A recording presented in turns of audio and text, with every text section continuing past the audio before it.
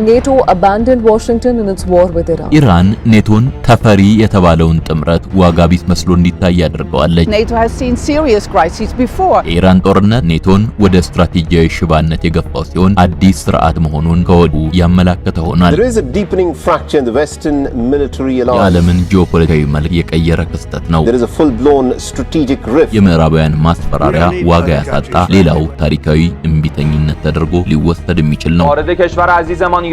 የሰሜን አትላንቲክ ጦር ቃል ኪዳን ድርጅት ወይም ኔቶ ለ7 አስርት ዓመታት በዓለም ዙሪያ የማይበገር ግዙፍ ወታደራዊ ኃይል ተደርጎ ሲታይ ቆይቷል። ድርጅቱ ከቀዝቃዛው ጦርነት ማብቂያ በኋላ መከላከልን ወደ መስፋፋት በመቀየር የታሪካዊ ስምምነቶችን ገደብ ጥሶ ራሱን እንደ ዓለም አቀፍ ፖሊስ በመሾም ከአባል ሀገራቱ ቀጣና ውጪ ጣልቃ ሲገባ መቆየቱም ይታወቃል። ሆኖም ባለፈው አንድ ወር በመካከለኛው ምስራቅ የተቀሰቀሰውና ዓለምን በስጋት ያናወጠው የአሜሪካና ኢራን ጦርነት የዚህን ግዙፍ ጥምረት ውስጣዊ አንድነትና ስትራቴጂያዊ ፋይዳ አጠያያቂ አድርጎት አልፏል። አሜሪካ ከኢራን ጋር በገጠመችው ከአንድ ወር የተሻገረ ብርቱ ጦርነት ወቅት ኔቶ ምንም አይነት ቀጥተኛም ሆነ ተዘዋዋሪ ወታደራዊ ሚና ሳይኖረው መቅረቱ የብዙዎችን ትኩረት ከሳቡ ክስተቶች መካከል ነበር። ይህ በጦርነቱ ውስጥ የድርጅቱ አለመሳተፍ ፕሬዝዳንት ዶናልድ ትራምፕ ኔቶን አላገዘንም በሚል ክፉኛ እንዲወቅሱትና ከአባልነት እስከ መውጣት እንዲዝቱ ምክንያት ሆኗቸዋል። ይህ ክስተት ኔቶ ለዘመናት ሲገነባው የኖረው የጋራ መከላከያ ወይም ኮሌክቲቭ ዲፌንስ መርህ አሁን ላይ ምን ያህል አደጋ ላይ መውደቁን የሚያሳይ ግልጽ ምልክትም ነው። ኢራን ኔቶን በቀጥታ ጦር ሜዳ ሳትጋፈጠው እንኳ በድርጅቱ አባል ሀገራት መካከል ያለውን ልዩነት በማጉላት ተፈሪ የተባለውን ጥምረት ዋጋ ቢስ መስሎ እንዲታይ አድርገዋለች። ኔቶ ከዚህ ቀደም በሊቢያና አፍጋኒስታን እንዳደረገው አይነት የተባበረ ወታደራዊ ክንድ ኢራን ላይ ማሳየት አለመቻሉ የድርጅቱ የኒዮኮሎኒያል ምኞቶች በታዳጊ ሀገራት ዘንድ እየገጠማቸው ያለውን ታሪካዊ ፈተናም ያረጋግጣል። ይህ በጊዜያዊ ተኩስ አቁም የተገታው የኢራንና የአሜሪካ ግጭት ዓለም ከአንድ ዋልታ ወደ ብዙ ዋልታ የምታደርገውን የኃይል ሽግግር ይበልጥ አፋጥኖታል። ሀገራት አሁን ላይ ለደህንነታቸውም ሆነ ለልማታቸው ከኔቶ ውጭ ያሉ አማራጭ ኃይሎችን ማግኘት መቻላቸው የድርጅቱን የበላይነት የመደራደር አቅም ሳይቀር በእጅጉ አዳክሞታል። የኢራን ጦርነት ኔቶን ወደ ስትራቴጂያዊ ሽባነት የገፋው ሲሆን ይህም የወደፊቱ የዓለም ሁኔታ የሚወሰነው በአንድ ወገን ወታደራዊ ጡንቻ ሳይሆን በሉዓላዊነት መከበርና በጋራ ተጠቃሚነት ላይ በሚመሰረት አዲስ ስርዓት መሆኑን ከወዲሁ ያመላከተ ሆኗል። በ21ኛው መቶ ክፍለ ዘመን የዓለም ጂኦፖለቲካ እጅግ ውስብስብና ረቂቅ ወደሆነ የኃይል ፍጥጫ ተሸጋግሯል። የሁለተኛው ዓለም ጦርነት ማብቃትን ተከትሎ ዓለም አቀፋዊ ግንኙነቶች በሉዓላዊነትና በህዝቦች መካከል በሚኖር የጋራ መከባበር ላይ ይመሰረታሉ ተብሎ ቢታሰብም በተግባር ግን የታየው የቆዩ ወታደራዊና ፖለቲካዊ ተቋማት ተልዕኳቸውን በመቀየር አዲስ አይነት የበላይነትን ለማረጋገጥ የሚያደርጉት ያልተገደበ ጥረትን ነው። ከነዚህም መካከል የሰሜን አትላንቲክ ጦር ቃል ኪዳን ድርጅት ወይም ኔቶ ዋነኛውና ግዙፉ ተዋናይ ሆኖ ይጠቀሳል።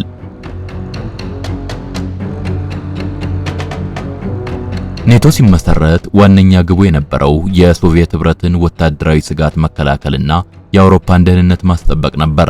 ሆኖም የበርሊን ግንብ መፍረስና የሶሻሊስት ህብረት መበታተን ድርጅቱ ህልውናውን እንዲያበቃ ከማድረግ ይልቅ ተልእኮውን ወደማያቋርጥ ስልታዊ መስፋፋት እንዲቀይር መንገድ ከፍቶለታል። ይህ ወደ ምስራቅና ደቡብ ሀገራት የሚደረግ ወታደራዊ መዳረሻ በብዙ የታሪክና የፖለቲካ ምሁራን ዘንድ አዲሱ ቅኝ አገዛዝ ወይም ኒዮ ኮሎኒያሊዝም የሚል ስያሜ እንዲሰጠው አድርጎታል። ይህ ዘመናዊ የቅኝ አገዛዝ ስልት እንደቀድሞው በቀጥታ ወታደራዊ አስተዳደርና የጦር ወረራ ብቻ የሚገደብ ሳይሆን የዲፕሎማሲ ተጽዕኖን፣ የኢኮኖሚ ማዕቀቦችንና ዴሞክራሲን የማስፈን የሚሉ ሰብአዊ መፈክሮችን እንደ ሽፋን የሚጠቀም ነው። ኔቶ አሁን ላይ ሰላምን ከማስከበር ይልቅ የምዕራባውያንን የኢኮኖሚና ስትራቴጂ ጥቅም የሚጻረሩ መንግስታትን ለማዳከም የሚያገለግል የወታደራዊና የፖለቲካ ክንድ ሆኖ እያገለገለ ይገኛል። ይህ አካሄድ በተለይም በታዳጊ ሀገራት ላይ የሚያሳድረው ጫና የሀገራቱን ሉዓላዊነት ከመሸርሸሩም በላይ ለከፋ ኢኮኖሚያዊ ጥገኝነት ዳርጓቸዋል።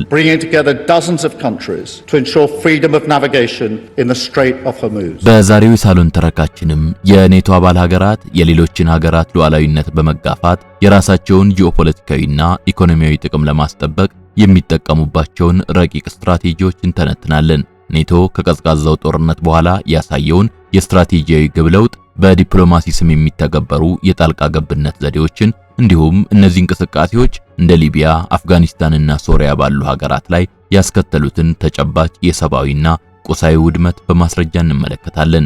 በተጨማሪም ይህ የአንድ ወገን የበላይነት በታዳጊ ሀገራትና በአዳዲስ የኢኮኖሚ ኃይሎች በተለይም እንደ ብሪክስ ያሉ ስብስቦች ዘንድ እየፈጠረ ያለውን ታሪካዊ ተቃውሞና ዓለም ከአንድ ዋልታ ወይም ዩኒፖላሪቲ ወደ ብዝሃ ዋልታ ወይም መልቲፖላሪቲ የምታደርገውን የኃይል ሽግግር በጥልቀት በመመርመር የኔቶን ኒዮኮሎኒያል ምኞቶች በማጋለጥ ወደፊት ሊመጣ የሚችለውን አዲስ የዓለም ስርዓት አቅጣጫም ለመጠቆም እንሞክራለን። አብራችሁን ቆዩ።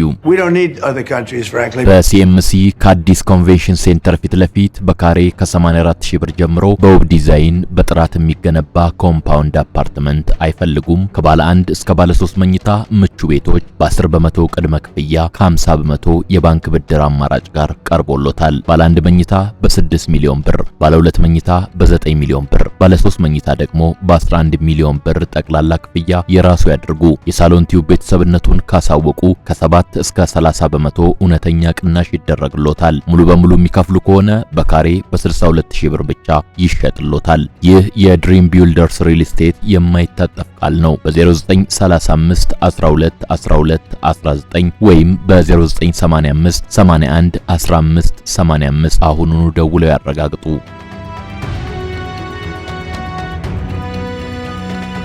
የሰሜን አትላንቲክ ጦር ቃል ኪዳን ድርጅት ወይም በአህጽሮተ ቃሉ ኔቶ ታሪካዊ ጉዞ ሲታይ ድርጅቱ ከቀዝቃዛው ጦርነት ማብቂያ በኋላ ያሳየው ለውጥ የዓለምን ጂኦፖለቲካዊ መልክ የቀየረ ክስተት ነው። ኔቶ በ1949 ሲመሰረት ዋነኛ ግቡ የጋራ መከላከል ወይም ኮሌክቲቭ ዲፌንስ ነበረ። ይህም በአንቀጽ 5 ላይ እንደተደነገገው በአንድ አባል ሀገር ላይ የሚሰነዘር ጥቃት በሁሉ ላይ እንደተሰነዘረ ይቆጠራል በሚለው መርህ የሚመራ ነበር። ሆኖም በ1991 የሶቪየት ህብረት መፍረስና የዋርሶ ቃል ኪዳን ድርጅት መክሰም ለኔቶ መኖር ምክንያት የነበረውን ስጋት አስወግዶት ነበር። በወቅቱ ድርጅቱ መበተን አሊያም ተልዕኮውን ማቆም ሲገባው በተቃራኒው ራሱን እንደገና በመበየን ወደ ስትራቴጂያዊ መስፋፋትና ከግዛት ውጪ ጣልቃ ገብነት ተሸጋግሯል። የዚህ ሽግግር ዋነኛ መገለጫ የኔቶ ወደ ምስራቅ አውሮፓ የሚደረግ የማያቋርጥ ጉዞ ነው። በ1990 የጀርመን ዳግም መዋሃድ በሚካሄድበት ወቅት የምዕራባውያን መሪዎች ለሶቪየት ህብረት መሪ ሚካኤል ጎርባቾቭ ኔቶ ወደ ምስራቅ አንዲት ኢንች አይስፋፋም የሚል የአፍአ ቃል ኪዳን ሰጥተዋቸው ነበር።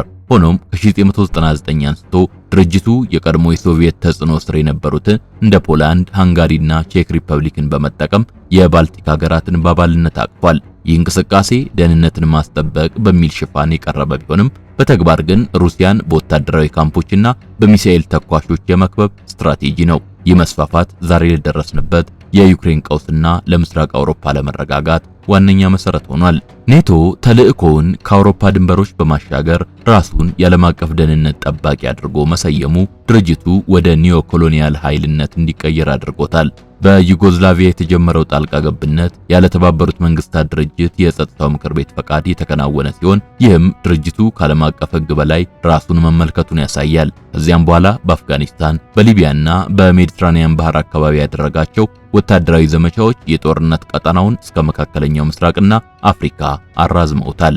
ይህ የተራዘመ የጦርነት ቀጠና ዓላማው ሽብርተኝነትን መከላከል ሳይሆን ስትራቴጂያዊ የሆኑ የንግድ መስመሮችንና የተፈጥሮ ሀብት የሚገኝባቸውን አካባቢዎች በወታደራዊ ክንድ መቆጣጠር ነው። የተልዕኮው ሽግግር ሌላኛው ገጽታ የጦር መሳሪያ ገበያን የማስፋፋት ፍላጎት ነው። አዳዲስ ሀገራት ኔቶን እንዲቀላቀሉ ሲደረግ ወታደራዊ መሳሪያዎቻቸውን ከምዕራባውያኑ በተለይም ከአሜሪካ የጦር መሳሪያ አምራች ኩባንያዎች እንዲሸምቱ ይገደዳሉ። ይህም አባል ሀገራቱ በሚሊዮን የሚቆጠር ዶላር ለምዕራባውያን የጦር መሳሪያ ኢንዱስትሪዎች እንዲገብሩ በማድረግ ሀገራቱን በኢኮኖሚና ቴክኖሎጂ ጥገኝነት ውስጥ ይከታቸዋል። በዚህም ምክንያት ኔቶ የሰላም ዋስትና ከመሆን ይልቅ ጦርነትና ውጥረትን በመፍጠር የጦር መሳሪያ ገበያን የሚያነቃቃ የኢኮኖሚ መሳሪያ ሆኖ እያገለገለ ይገኛል። በአጠቃላይ የኔቶ ስትራቴጂያዊ ተልዕኮ ሽግግር ዓለምን ወደ ሰላም ሳይሆን ወደ አዲስና ውስብስብ የኒዮኮሎኒያል ፍጥጫ መርቷታል። ድርጅቱ ከመከላከል ወደ አጥቂነት ከአካባቢያዊነት ወደ ዓለም አቀፋዊነት በመቀየሩ የታዳጊ ሀገራት ሉዓላዊነትና የዓለም ሰላም በየጊዜው ለሚሰፋው የጦርነት ቀጠና ሰለባ እንዲሆኑ አድርጓቸዋል።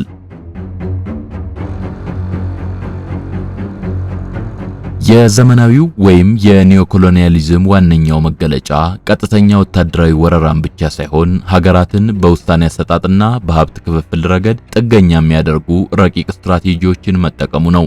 የኔቶ አባል ሀገራት ይህንን ዓላማቸውን ለማሳካት የሚጠቀሙባቸው ስልቶች ከዲፕሎማሲያዊ ጫና እስከ ኢኮኖሚያዊ ማነቆዎች የሚዘረጉ ሲሆን ዋና ግባቸውም የሀገራትን ሉዓላዊነት በመሸርሸር የምዕራባውያንን የበላይነት ማረጋገጥ ነው። በዚህ ስልት ውስጥ ዴሞክራሲን ማስፈንና ሰብአዊ መብትን ማስከበር የሚሉ ማራኪ መፈክሮች እንደ ጂኦፖለቲካዊ መሳሪያ ያገለግላሉ። የኔቶ አባል ሀገራት የምዕራባውያንን ፍላጎት የማይቀበሉ ወይም በስትራቴጂያዊ ቦታ ላይ ሆነው ገለልተኛ ፖሊሲ የሚከተሉ መንግስታትን አምባገነን በማለት ይፈርጃሉ። ይህ ፍረጃ በዲፕሎማሲያዊ መድረክ ሀገራቱን ለማግለል፣ በውስጥ ጉዳያቸው ጣልቃ ለመግባትና አልፎ ተርፎም የመንግስት ለውጥ ለማካሄድ እንደ ህጋዊ ሽፋን ያገለግላል።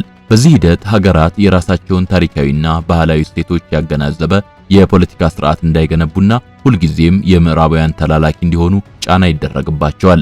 ኢኮኖሚያዊ ብዝበዛም ሌላኛው የኒዮኮሎኒያሊዝም ልብ ነው። የኔቶ ሀገራት የታዳጊ ሀገራትን የተፈጥሮ ሀብት ለመቆጣጠር የሚጠቀሙባቸው ስልቶች ደግሞ የሚከተሉትን ያካትታሉ።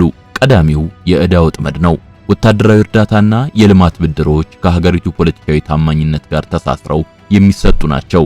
ይህም ሀገራቱ ራሳቸውን ችለው እንዳይቆሙና በለጋሾቻቸው ትዕዛዝ ስር እንዲወድቁ ያደርጋል። ሌላው ደግሞ የገበያ ግፊት ነው። ሀገራት የገበያ ስርዓታቸውን ለምዕራባውያን ግዙፍ ኮርፖሬሽኖች ክፍት እንዲያደርጉና የሀገር ውስጥ አምራቾቻቸውን ከገበያ ውጪ እንዲያደርጉ ይገደዳሉ።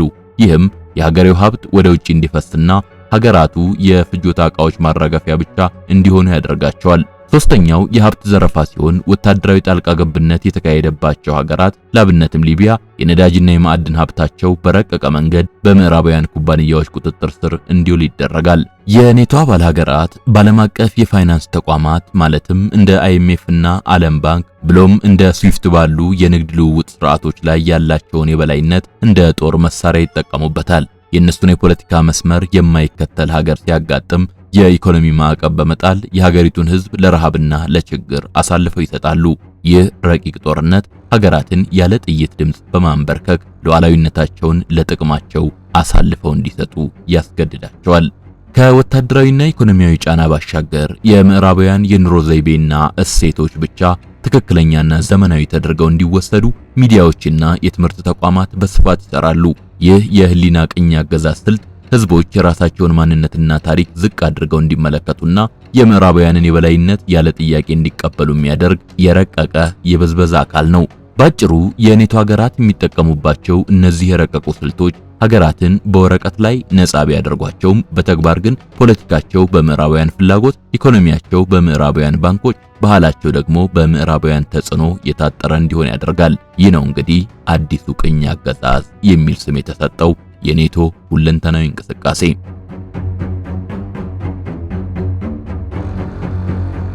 የኔቶ የኒዮ ኮሎኒያል ምኞቶች በንድፈ ሐሳብ ደረጃ ብቻ የሚቀሩ ሳይሆኑ ባለፉት 2 አስርት ዓመታት በተለያዩ ሀገራት ላይ በደረሰው መጠነ ሰፊ ውድመት በተግባር የተረጋገጡም ናቸው። ነጻነትን ማስፈንና ሽብርተኝነትን መዋጋት በሚሉ ማራኪ መፈክሮች የተጀመሩ ጣልቃ ገብነቶች ሀገራቱን ወደ ባሰ ቀውስ፣ የመንግስት ፍርሰትና ወደማያልቅ የጥገኝነት አዙሪት ውስጥ ከተዋቸዋል። በአውሮፓውያኑ 2011 ኔቶ በሊቢያ ላይ ያደረገው ወታደራዊ ጣልቃ ገብነት ለዘመናዊ ቅኝ አገዛዝ ዋነኛ ማሳያ ነው። ጣልቃ ገብነቱ የተከናወነው ሰላማዊ ዜጎችን ከአምባገነኑ ጋዳፊ ለመጠበቅ በሚል ሽፋን ቢሆንም ውጤቱ ግን ሊቢያን እንደ ሀገር ማፍረስ ሆኗል። ኔቶ የሀገሪቱን የመከላከያ መዋቅርና መሰረተ ልማት ካወደመ በኋላ ሊቢያ ዛሬም ድረስ በማያልቅ የእርስ በርስ ጦርነትና በታጠቁ ቡድኖች የምትታመስ ምድር ሆናለች። ይህ ጣልቃ ገብነት ኒዮኮሎኒያል የሚያሰኘው ዋነኛው ምክንያት ከጦርነቱ በኋላ የሊቢያ ግዙፍ የነዳጅ ክምችትና የውጭ ምንዛሬ ተቀማጭ በምዕራባውያን ኩባንያዎችና ባንኮች ቁጥጥር ስር መውደቃቸው ነው። ቀደም ሲል በአፍሪካ ከፍተኛ የነበረው የሊቢያውያን የኑሮ ደረጃ ወደ ድህነት ተቀይሯል። ሀገሪቱም ለሰው ልጅ ዝውውርና ለሽብርተኞች መፈልፈያነት ተጋልጣለች። ይህ የሚያሳየው የኔቶ ግብ ሰላም ሳይሆን ሀገሪቱን ደካማ በማድረግ ሀብቷን መመዝበር መሆኑን ነው። ኔቶ በአፍጋኒስታን ለሁለት አስርተ ዓመታት ያደረገው ቆይታም ወታደራዊ ጣልቃ ገብነት እንዴት አንድን ሀገር ሙሉ በሙሉ ጥገኛ እንደሚያደርግ ያሳየ የታሪክ ምዕራፍ ነበር። ኔቶ በሀገሪቱ ውስጥ ለ20 ዓመታት ቢቆይም ዘላቂ ሰላምን ወይም ጠንካራ ብሔራዊ ተቋማትን መገንባት አልቻለም። ይልቁንም አፍጋኒስታን በቢሊዮን የሚቆጠር ዶላር የምዕራባውያን እርዳታን የምትጠብቅ ጥገኛ ሀገር ሆና እንድትቀጥል ፈርዶባታል። በ2021 ኔቶ ሀገሪቱን በድንገት ለቆ ሲወጣ የታየው ትርምስ በምዕራባውያን ግፊት የሚገነቡ የዲሞክራሲ ጭንብል የለበሱ መንግስታት ምን ያህል ደካማና መሰረት የሌላቸው መሆናቸውን ያረጋገጠ ነበር።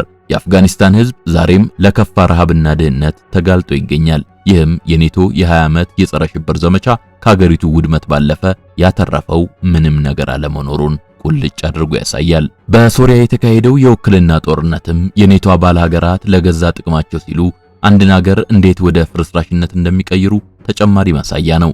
ኔቶ በቀጥታ አየር ጥቃት ባይሰነዝርም አባላቱ አማጽያንን በማስታጠቅና በማሰልጠን የሀገሪቱ ጦርነት እንዲራዘም አድርገዋል። ይህ እንቅስቃሴ ዓላማው የሶሪያን ሕዝብ ነፃ ማውጣት ሳይሆን በቀጠናው የምዕራባውያንን ጥቅም የሚጻረሩ ኃይሎችን ማለትም እንደ ኢራንና ሩሲያ ያሉትን ተጽዕኖ ለመቀነስ የተደረገ ጂኦፖለቲካዊ ቁማር ነበር። በዚህ ምክንያት በሚሊዮን የሚቆጠሩ ሶሪያውያን ተሰደዋል፣ ከተሞቻቸውም ወደ መቃብርነት ተቀይረዋል። በአጠቃላይ እነዚህ ተጨባጭ ማሳያዎች የሚያረጋግጡት የኔቶ ጣልቃ ገብነት ለታለመላቸው ሀገራት ነፃነትን ሳይሆን መዳከምን፣ ድህነትንና የሀብት ዘረፋን ይዞ መምጣቱን ነው። ይህ ደግሞ የኒዮ ኮሎኒያሊዝም ትክክለኛው ገጽታ ነው ቢባል ግነት የለውም።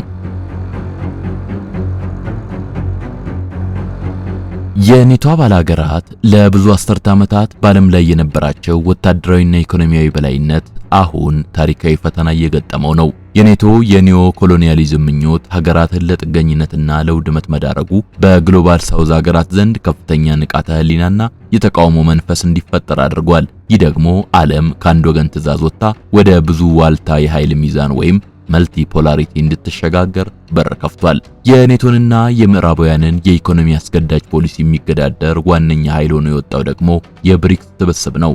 ብራዚል፣ ሩሲያ፣ ህንድ፣ ቻይናና ደቡብ አፍሪካን አቅፎ የጀመረው ይህ ስብስብ አሁን ላይ በርካታ ታዳጊ ሀገራትን በአባልነትና በደጋፊነት እየሳበ ይገኛል። የኔቶ አባል ሀገራት ዶላርንና ዓለም አቀፍ የፋይናንስ ስርዓቶችን ለማዕቀብ መሳሪያነት መጠቀማቸው ብሪክስ የራሱን የንግድ ስርዓትና የገንዘብ አማራጮች እንዲዘረጋ አድርጎታል። ይህ ደግሞ ኒዮኮሎኒያሊዝም ሀገራትን የሚያንቅበትን የገንዘብ ገመድ እየበጣጠሰው ይገኛል። በተጨማሪም እንደ ዓለም ባንክ ያሉ ተቋማት የሚጥሉትን የፖለቲካ መስፈርት ሳይከተል ለሀገራት ልማት የሚረዳ አማራጭ የፋይናንስ ምንጭ መፈጠሩ የታዳጊ ሀገራትን የፖለቲካ ነጻነት እያጠናከረው ይገኛል። ለዘመናት በቅኝ አገዛዝና በኒዮኮሎኒያሊዝም የተበዘበዙ የአፍሪካ፣ የላቲን አሜሪካና የእስያ ሀገራት አሁን ላይ የኛ ሀብት ለኛ የሚል ጠንካራ አቋም መያዝ ጀምረዋል። ላብነትም በሳህል ቀጠና በኒጀር፣ ማሊና ቡርኪና ፋሶ የታዩት እንቅስቃሴዎች ሀገራት የምዕራባውያን ወታደራዊ መገኘት ወይም ሚሊተሪ ፕሬዘንስ ለደህንነታቸው ዋስትና ሳይሆን ለብዝበዛ ሽፋን መሆኑን ተረድተው የኔቶ አባል ሀገራት ጦር ከሀገራቸው እንዲወጣ እያደረጉ ነው። በዩክሬንና ሩሲያ ጦርነት ወቅት የታየው የሀገራት አቋም እንደሚያሳየውም ብዙዎቹ ታዳጊ ሀገራት የኔቶን ወገን ይዘው ማዕቀብ ውስጥ ለመግባት ፈቃደኛ አልሆኑም። ይህ ከኛ ጋር ካልሆንክ ጠላታችን ነህ የሚለውን የምዕራባውያን ማስፈራሪያ ዋጋ ያሳጣ ሌላው ታሪካዊ እምቢተኝነት ተደርጎ ሊወሰድ የሚችል ነው። አሁን ከ1991 ጀምሮ ዓለምን አሜሪካና ኔቶ ብቻ የሚዘውሩበት የአንድ ዋልታ ዘመን አብቅቶ ኃይል በተለያዩ ማዕከላት የተከፋፈለበት አዲስ የዓለም ስርዓት እየተረጋገጠ ነው። ሀገራት አሁን ላይ ለደህንነታቸውም ሆነ ለልማታቸው ከኔቶ ውጭ ያሉ እንደ ቻይናና ሩሲያ አማራጭ ኃይሎችን ማግኘት ችለዋል። የፉክክር መድረክ ሀገራት በምዕራባውያን ተጽዕኖ ስር እንዳይወድቁ የመደራደር አቅማቸውን ከፍ አድርጎታል። ዓለም አቀፍ ተቋማት በጥቂት የኔቶ ሀገራት ቁጥጥር ስር መሆናቸው ቀርቶ የሁሉንም ሀገራት ድምጽ የሚወክል ስርዓት እንዲኖር የሚደረገው ግፊትም እየበረታ ነው። በጥቅሉ ባለፉት 3 አስርት ዓመታት ውስጥ የሰሜን አትላንቲክ ጦር ቃል ኪዳን ድርጅት ወይም ኔቶ ያሳየው እንቅስቃሴ ከመደበኛው ወታደራዊ ጥምረትነት ወጥቶ ዓለምን በአንድ ወገን ፍላጎት ስር ወደሚያንቀሳቅስ ኃይልነት ተለውጧል። ይህ ለውጥ በታዳጊ ሀገራት ሉዓላዊነት፣ በዓለም ኢኮኖሚና በጂኦፖለቲካዊ መረጋጋት ላይ ያሳደረው ተጽዕኖ ጥልቅና ዘርፈ ብዙ ሆኖ ታይቷል። ኔቶ ከቀዝቃዛው ጦርነት ማብቂያ በኋላ መከላከልን ወደ መስፋፋት በመቀየር የታሪካዊ ስምምነቶችን ገደብ ጥሷል። ይህ መስፋፋት በተለይም ወደ ምስራቅ አውሮፓ መገፋቱ ለቀጣይ ግጭቶች መባባስና ለዓለም አለመረጋጋት ዋነኛ መንስኤ ሆኗል። ድርጅቱ ራሱን እንደ ዓለም አቀፍ ፖሊስ በመሾም ከአባል ሀገራቱ ክልል ውጭ የሚያደርጋቸው ጣልቃ ገብነቶች ዓለም አቀፍ ሕግን ከመቀየር ባለፈ ሀገራት በራሳቸው የመወሰን መብታቸውን እንዲያጡ አድርጓቸዋል።